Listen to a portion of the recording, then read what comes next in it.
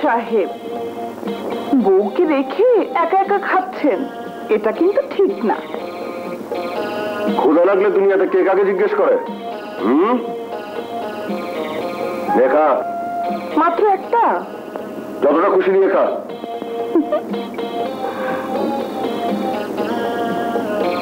ঘুরে বসো, আগে বসো তো। আরে কেন? বসবে তো? বল। যা বলার জলদি বল, আমি এইভাবে বেশিক্ষণ বসে থাকতে পারি না। এই আচ্ছা, তোমার আসল নামটা কি? টারজান। এটা কোনো নাম হলো? নিশ্চয়ই অন্য কোনো নাম আছে। আর কোনো নাম নেই, আর থাকলে আমি জানি না। নামটা কে দিল? আমি নিজেই। টারজান একা একা জঙ্গলে বড় হয়েছে, আর আমি ফুটপাতে, তাই এই নাম আমি নিজেই রেখেছি। কিন্তু নামটার মধ্যে জঙ্গলি জঙ্গলি ভাব আছে। আমি তোমাকে একটা নতুন নাম দেব। হ্যাঁ, শুনেছি মা বাবা সন্তানের নাম রাখে, আর আমার বউ আমার নাম রাখবে। ভালো, রাখ। তবে হ্যাঁ, নামটা কোনো নাম করা লোকের সাথে মিলিয়ে রাখবে। হ্যাঁ,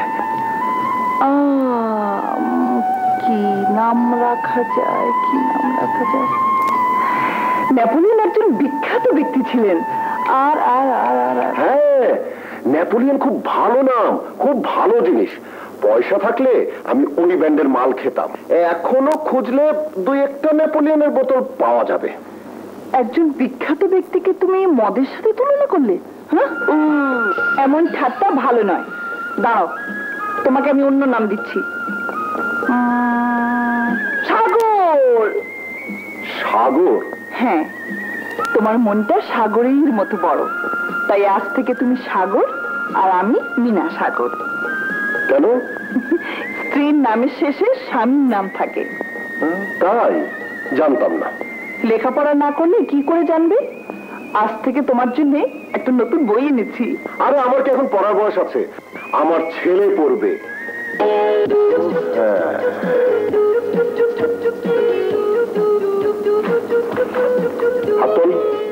কেন? তখন বলছে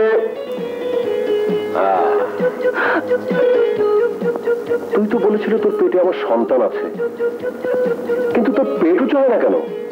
মিথ্যে বলেছিলাম। কেন? তোমাকে মানুষ করার জন্য, স্বামী হিসেবে পাবার জন্য। কিন্তু আমি সন্তান চাই। না থাকলে দেবো কোত্থেকে?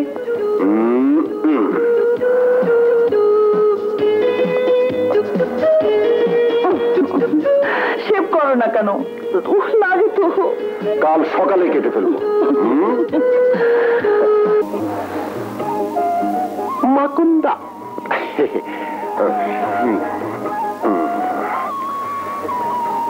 ডিও ডু মানে করা, জিও গু মানে যাওয়া। ডিও ডু মানে করা, জিও গু মানে যাওয়া। শিখালাম আর কি পড়ছো? কেন? জিওতে গো। ডিওতে ডু হলে জিওতে গো হবে কেন? জিওতে গু হবে, ডু গু। যা পড়িয়েছি তাই পড়ো, উল্টা পাল্টা বলে ভালো হবে না কিন্তু। জিওতে নাকি গো। গুড মর্নিং ওস্তাদ। ওস্তাদ আমার একদম ভালো মানুষ হয়ে গেছে। অবশ্য না ওই উপায় নাই, আমার মায়েরে দেখছি আমার বাপের ঝাড়ু দিয়া পিঠে সোজা করতে। তোমারেও কি ওস্তাদ? এর কি বলো? বোর সামনে প্রেস্টিজ ডাউন করো? শালা, বোর চোখ খুলে দিচ্ছে। ঘর ঘর বলছে লাথি মারবা, মারো।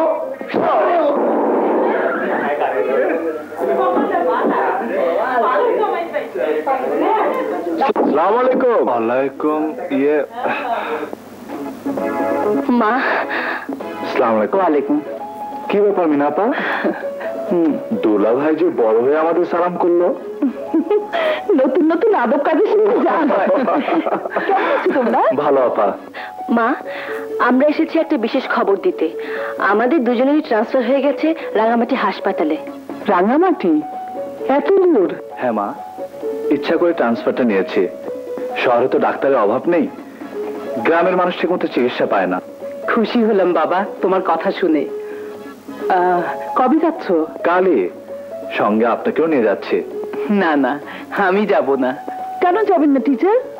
মেয়েকে এত কষ্ট করে মানুষ করেছেন, তার সংসারের সুখটা নিজের চোখে দেখবেন না?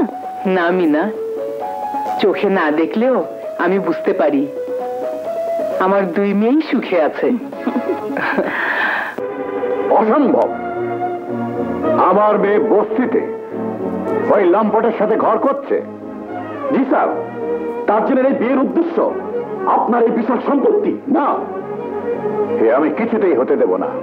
এই যে সাহেব, আপনি কি বাইরে যাচ্ছেন? হ্যাঁ, কেন? না মানে তোমার জন্য আনলাম।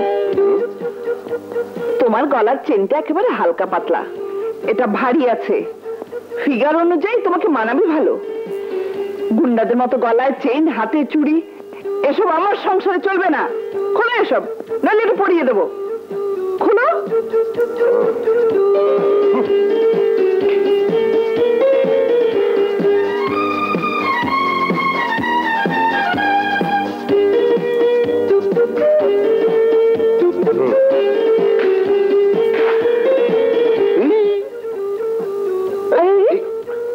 কি হলো, ব্রেক ডান্স করছো কেন? না মানে ওই হাত হাত আমার সময় বুঝেই চলে। এখন তোমার শার্টে গিট খুলবো, দেখো তো কত সুন্দর দেখাচ্ছে তোমাকে। কি একটা বুতু দিবি? কি দিব? বুতু। মিনা, মামুনি, তোমার বাবা এসেছে।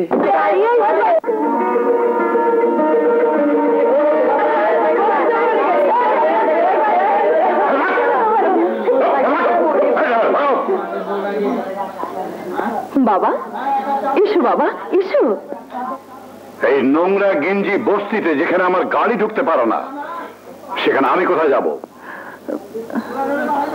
আমার বাড়িতে, আমার ঘরে। বাড়ি, ঘর, এসব আমার বাড়ি? এসব ময়লা ভাঙা চোরা দুর্গন্ধ ভরা ঝোপড়া, যার পাশে দাঁড়ালে শ্বাস বন্ধ হয়ে আসে, এসব আমার বাড়ি? মাথা নিচু করা ছাড়া যেসব ঘরে ঢোকা দেয় না, সেই ঘরে ওইসব তোমার কিটারা থাকতে পারে, আমার মেয়ে থাকতে পারে না। আমি তো ভাবতেও পারিনি, খুঁজতে খুঁজতে এমন নর্দমার পাশে এসে আমার মেয়েকে খুঁজে পাবো।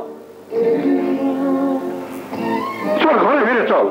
আমার ঘর তো এখন এখানেই বাবা। না, সস্তা আবেগের বসে তুই ভুল করলেও আমি সে ভুল মেনে নিতে পারি না। চল। না, চল আমার সঙ্গে। হাত ছাড়ো বাবা, হাত ছাড়ো, আমি যাবো না। আরে এভাবে নিয়ে যাচ্ছেন কেন? বাপের বাড়ি তো যাবেই, আমি ওকে নিয়ে যাব। ও তো আমারই বউ, এখন তো আপনি আমাদের সব।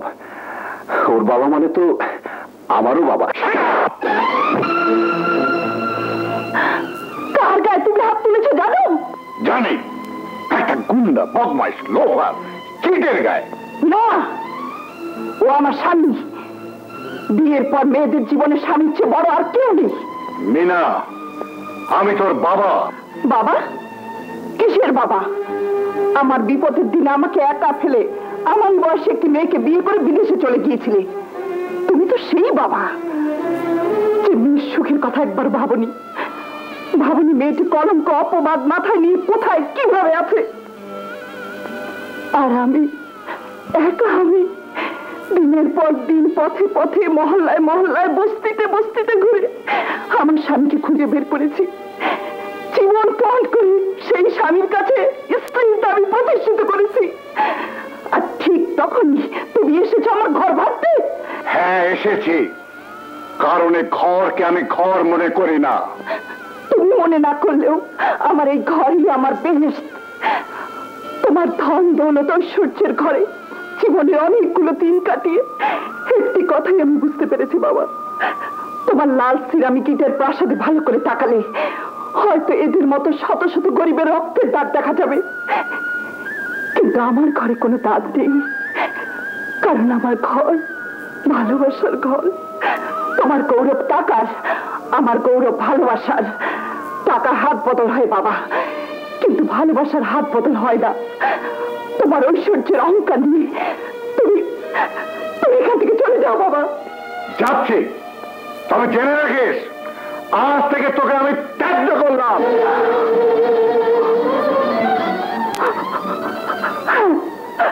আমি তাই জানলাম তোমার মেয়ে হিসাবে আমি মরে গেছি, আমি মরে গেছি, আমি মরে গেছি, আমি মরে গেছি। সাহেব, ওকে এত বড় শাস্তি দেবেন না। বাবার পরিচয় থেকে ওকে বঞ্চিত করবেন না। অন্যায় আমি করেছি, আমাকে যা খুশি শাস্তি দিন, কিন্তু ওকে কষ্ট দেবেন না। আমি তো জানি তোদের মতো লোকের উদ্দেশ্য কি, কিন্তু আমার সম্পত্তির দিকে যাতে হাত বাড়াতে না পারিস তাই ওকে ত্যায্য করলাম। এখনো কোথাও চাকরি করবে, মেহনত করে টাকা আনবে, আর তুই ঘরে বসে বসে তাই দিয়ে জীবন কাটাবি। তাছাড়া তোর মতো অশিক্ষিত রাস্তার মানুষ আর কিবা করতে পারে? চাকরি করবে তুই ঘরে বসে বসে খাবি, ও চাকরি করবে তুই ঘরে বসে বসে খাবি, ও চাকরি করবে তুই ঘরে বসে বসে খাবি, ও চাকরি করবে তুই ঘরে বসে বসে খাবি। না না, তা হবে না। টাকা আমি উপার্জন করবই, যেভাবেই হোক টাকা আমাকে উপার্জন করতেই হবে।